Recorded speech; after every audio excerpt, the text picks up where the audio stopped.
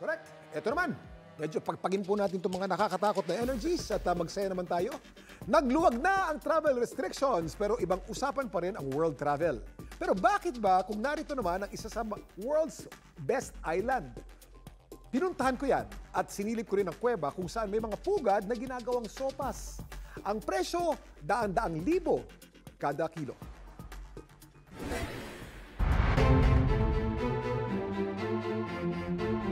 Ang madalas na nasa listahan ng best beaches in the world matatagpuan sa The Last Frontier, Palawan. First to check on my list, ang Big Lagoon sa paraiso ng El Nido. Nandito tayo sa Big Lagoon at ito nakasakay tayo sa kayak at si Feli ang nagsasagwan dito sa harapan. Pagkaganda-ganda dahil walang tao ngayon dito sa El Nido, ang lagoon talagang virgin. Talagang pagkagaganda ng mga formation, ng mga rock formation at pagkalinaw-linaw ng tubig.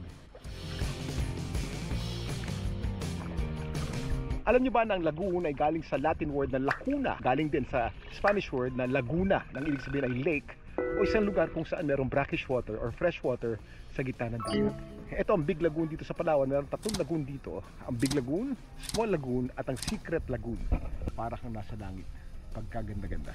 Swerte at nasolo namin ang isla. Ang mga kayak na ginamit namin papunta sa lagoon ay ocean kayak. Ang kayak ay isang Eskimo o Inuit word. Ang ibig sabihin ay boat made of skins. Ang mga sinaunang kayak ay gawa sa balat ng hayop. Not to be missed ang pag-explore sa loob ng kuweba kapag nandito ka sa El Nido.